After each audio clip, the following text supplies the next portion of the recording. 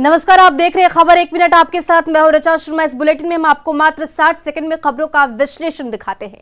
तो चलिए देखते हैं खबरों का विश्लेषण मात्र 60 सेकंड में।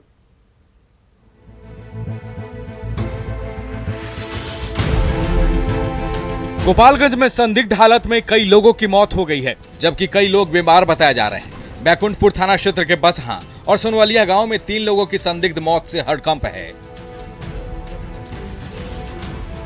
घटना के बाद आनन फानन में पुलिस पहुंची और पुलिस की मौजूदगी में लोग शवों का दाह संस्कार करने में जुटे रहे। इधर सोनवलिया कोरर और हमीदपुर में कई लोगों की हालत गंभीर बताई जा रही है।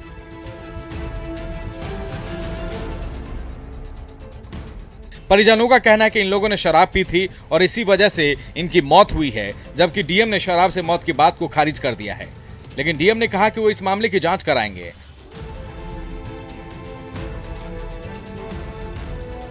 आसपास के लोगों का कहना है कि बैकुंठपुर के सोनवलिया और बसहा गांव में शुक्रवार की शाम कई लोगों ने एक साथ शराब पी थी और इसी कारण इनकी मौत हुई है।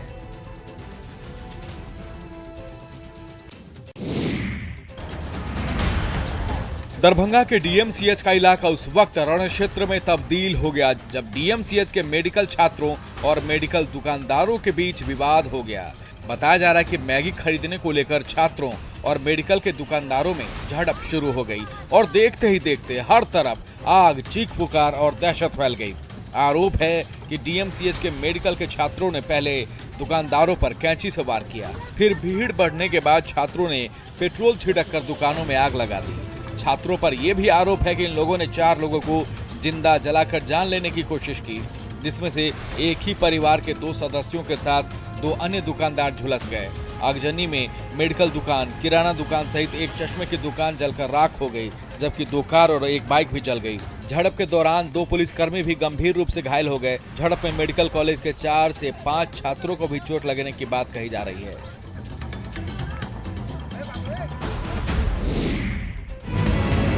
देश की राजधानी दिल्ली में एक दर्द।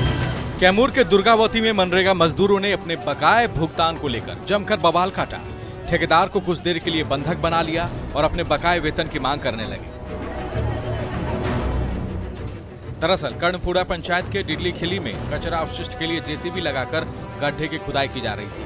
अब इसकी खबर जैसे ही मनरेगा के उन मजदूरों को लगी जिनका बकाया था, ये सीधे मौके पर पहुंच गए और काम को रोक दिया। काम को रोककर ये मनरेगा मजदूर ठेकेदार संजय कुमार गुप्ता को बंधक बना लिए और अपने बकाये की मांग करने लगे। इधर काम में लगाए गए जेसीबी चालक अपनी जेसीबी लेकर मौके से निकल गया। ठेकेदार को बंधक बनाकर ग्रामीण मनरेगा में किए गए अपने मजदूरी की मांग करने लगे। इन मजदूरों ने पंचायत समिति की योजना से डीडी खेली बाजार के पोखर की सफाई का काम किया था।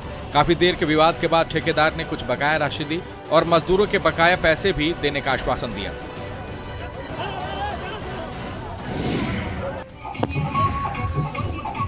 समस्तीपुर में लोगों को मानो कानून का कोई डर ही नहीं। अपने कारनामों से ये मानो पुलिस को खुली चुनौती देते ही रहते हैं। एक बार फिर सदर अनुमंडल के युवा हथियार लहराते हुए नजर आ रहे हैं, जहां युवक डीजे की धुन पर हथियार के साथ डांस करता हुआ दिख रहा है।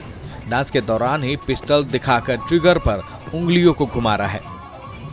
वीडियो में हथियार लहराकर डांस कर रहे आरोपी शख्स के पीछे कई मासूम बच्चे भी खड़े हैं और सभी बच्चे हथियार लहरा रहे शख्स के करतूतों से अनजान हैं।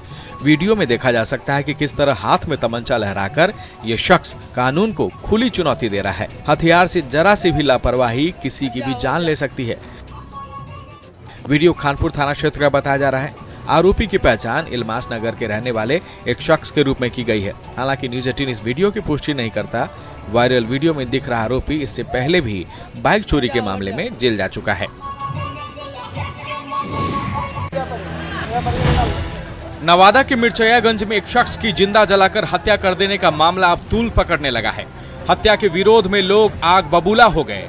परिजन और ग्रामीणों ने सड़क पर पुलिस के खिलाफ जमकर नारेबाजी की। रो प्रखंड के रो बाजार को लोगों ने जाम कर दिया। सड़क पर आगजनी कर रास्ता रोक दिया। सड़क पर विरोध प्रदर्शन की वजह से रो कवाकोल मार्ग पूरी तरह से जाम हो गया। सैकड़ों की संख्या में ग्रामीणों ने पुलिस की कार्यशैली पर सवाल उठाए। बीच सड़क पर पुलिस प्रशासन के खिलाफ हंगामा किया। सड़क जाम की सूचना मिलते ही मौके पर पहुंची पुलिस को भी लोगों के विरोध का सामना करना पड़ा। लोगों को शांत न होता देख पुलिस ज्यादा देर तक लोगों को समझाने की कोशिश भी करते नहीं दिखी। दरअसल अनिला बाजार की सुबोध कुशवाहा की हत्या हो गई थी। मामले में पुलिस की ढीली कार्रवाई से परिजन और ग्रामीण गुस्से में आ गए और सड़क जाम कर दिया। परिजन पुलिस पर कई तरह के आरोप लगा रहे हैं। इधर सड़क पर जाम लगने से दूसरे लोगों को भी दिक्कतों का सामना करना पड़ा। होली को लेकर शराब तस्कर सक्रिय हो चुके हैं, लेकिन छपरा जिला में पुलिस की सक्रियता की वजह से हर दिन कई लीटर देसी और विदेशी शराब की खेप जब्त की जा रही है। शराब तस्करों को पकड़ने के लिए होली में विशेष अभियान चलाए जा रहे हैं। जिस तरह से होली जैसे त्योहार को लेकर शराब माफिया सक्रिय हैं, उससे कहीं ज्यादा उत्पाद विभाग ने अपनी दबिश बढ़ा दी है। उत्पाद विभाग की सक्रियता का ही नतीजा है कि जिले में देसी शराब के ठिकाने का पता चलने पर बड़ी कार्रवाई की गई है। देसी शराब बनाने वाली कई भट्टियों को ध्वस्त किया गया है। सैकड़ों लीटर देसी शराब को मौके पर ही नष्ट कर दिया गया है। कार्रवाई को देख शराब माफिया मौके से भागने में सफल रहे। सीमा से सटे नदी वाले क्षेत्रों में उत्पाद विभाग की टीम लगातार रिवर पेट्रोलिंग कर रही है। गंगा तट और उससे जुड़े क्षेत्रों पर निगाह रखने के लिए कई ड्रोन की व्यवस्था की गई है। दरअसल शराब माफिया से जुड़े सभी ठिकानों पर होली को लेकर विशेष निगरानी की जा रही है।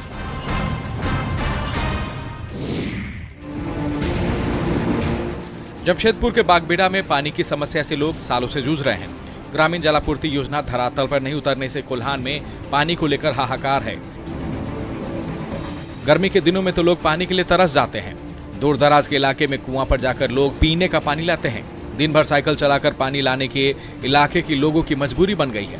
ये हाल तब है जब बागबेड़ा वासियों के लिए बृहत ग्रामीण जलापूर्ति योजना की शुरुआत की गई थी।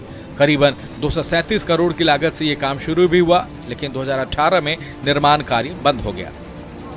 अब पानी के लिए इलाके के लोग हलकान करने वाले हैं।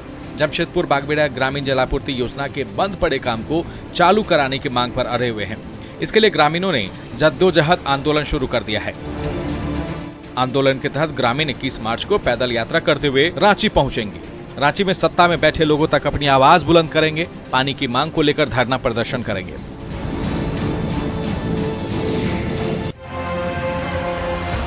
मुंगेर के तारापुर में शिक्षा व्यवस्था को लेकर किए गए तमाम दावों की हवा हवाई हो चुकी है। धुबई पंचायत के प्राथमिक विद्यालय की बदहाली में नौनिहालों के भविष्य से खिलवाड़ किया जा रहा है। 10 साल पहले स्कूल भवन बनाने के लिए यहाँ के गांव के लोगों की ओर से जमीन भी दिए गए थे, लेकिन आज तक स्कूल के पास अपना भवन तक नहीं बन सका है। ऐसे में नौनिहालों को एक जर्जर सामुदायिक भवन में नीचे बिठाकर पढ़ाया जा रहा है। जर्जर इस सामुदायिक भवन में नौनिहालों की सुरक्षा से भी खिलवाड़ किए जा रहे हैं। सामुदायिक भवन में चलाए जा रहे इस स्कूल में नौनिहालों के लिए मूलभूत सुविधाएं तक नहीं है। भवन के बरामदे पर ही स्कूल के 5 कक्षा तक के बच्चों को एक साथ पढ़ाया जाता है। अब एक ही जगह 5 कक्षाओं की पढ़ाई होने से बच्चों को पढ़ने में कितनी दिक्कतें होती होगी, इसका अंदाजा लगाना मुश्किल नहीं है। दरअसल जब से इस प्राथमिक विद्यालय को मध्य विद्यालय धुबई से टैग किया गया है, स्कूल की बदहाली और बढ़ गई है। बालू माफिया अब तक तो नदियों से बालू का अवैध खनन कर काली कमाई करते रहे हैं, लेकिन पैसे कमाने के चक्कर में लोगों की सुरक्षा के लिए बने सुरक्षा तटबंध को भी अब ये नहीं छोड़ रहे हैं। सुरक्षा तटबंधों की खुदाई कर माफिया लोगों की सुरक्षा से भी खिलवाड़ कर रहे हैं। बांका के चांदन नदी के पास भी कुछ ऐसा ही हो रहा है, जहां चांदन नदी में बेधड़क बालू माफिया बालू का अवैध खनन कर रहे हैं, जिस कारण नदी पर बना तटबंध ध्वस्त हो चुका है। बालू माफिया इंद्रसेना और ककना के बीच का तटबंध के बड़े हिस्से से बालू निकालकर इसे पूरी तरह से ध्वस्त कर चुके हैं। स्थानीय लोगों का कहना है कि बालू माफिया के डर से कोई कुछ बोल नहीं पाता। पुलिस प्रशासन के ढीले रवैये के चलते बालू का अवैध खनन बंद नहीं हो रहा। बालू माफिया के इन करतूतों से बाढ़ के दौरान खतरा मंडराने लगता है। लोगों का कहना है कि कभी भी अगर चांदन नदी में बाढ़ आ जाए तो क्षेत्र में भारी नुकसान का सामना करना पड़ सकता है। झारखंड जूनियर महिला हॉकी टीम का विशेष प्रशिक्षण शिविर शुरू हो चुका है। जिला प्रशासन सिमडेगा के सहयोग और हॉकी सिमडेगा के देखरेख में यह विशेष प्रशिक्षण शिविर शुरू हुआ है। सब जूनियर राष्ट्रीय महिला चैंपियनशिप 2022 के लिए हॉकी झारखंड महिला टीम के इस ट्रायल में कई महिला हॉकी खिलाड़ियों ने भाग लिया। इन खिलाड़ियों का भी लगातार प्रशिक्षण चलेगा।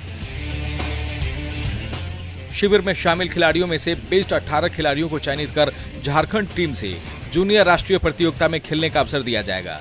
झारखंड टीम 20 मार्च को आंध्र प्रदेश के लिए रवाना होगी। दरअसल 23 मार्च से 3 अप्रैल तक काकनीडा आंध्र प्रदेश में 12वीं हॉकी इंडिया राष्ट्रीय जूनियर महिला हॉकी चैंपियनशिप 2022 का आयोजन होना है। इस ट्रायल में कई महिला हॉकी खिलाड़ियों ने अपना दमखम दिखाया।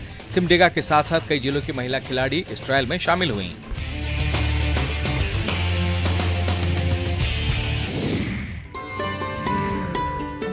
रामगढ़ के रजरप्पा में मां छिन्नमस्तिका मंदिर में अनोखी पहल की गई है। श्रद्धालुओं की ओर से मां छिन्नमस्तिका मंदिर में चढ़ाए जाने वाले बेलपत्र और फूलों को अब रिसाइकल किया जा रहा है। बकायदा मंदिर के पास ही जिला प्रशासन की ओर से प्लांट भी लगा दिए गए हैं। DMFT फंड से बनाए गए इस प्लांट में प्लवराइजर, मिक्सर, स्टिक ड्रायर के साथ साथ कई मशीनें भी लगाई गई है, जहां मंदिर में चढ़ने वाले फूल और बेलपत्र से अब अगरबत्ती और अबीर गुलाल बनाए जा रहे हैं। लगभग 50 किलो अगरबत्ती और 1 क्विंटल अबीर हर दिन बनाए जा रहे हैं। यहाँ सारे उत्पाद पूरी तरह से हर्बल होने की वजह से लोग इसे पसंद भी कर रहे हैं। हर्बल होने की वजह से उत्पादों से कोई नुकसान भी नहीं होता है। साथ ही इस काम के जरिए महिलाओं को विशेष रूप से रोजगार उपलब्ध कराया जा रहा है। रोजगार बढ़ने से श्रमिकों को भी फायदा हो रहा है। आसपास के लोगों को रोजगार भी मिल रहा है। अब तक मंदिर में चढ़ने वाले फूल और बेलपत्र को नदियों में बहा दिए जाते थे, जिससे नदियों का पानी प्रदूषित हो जाता था।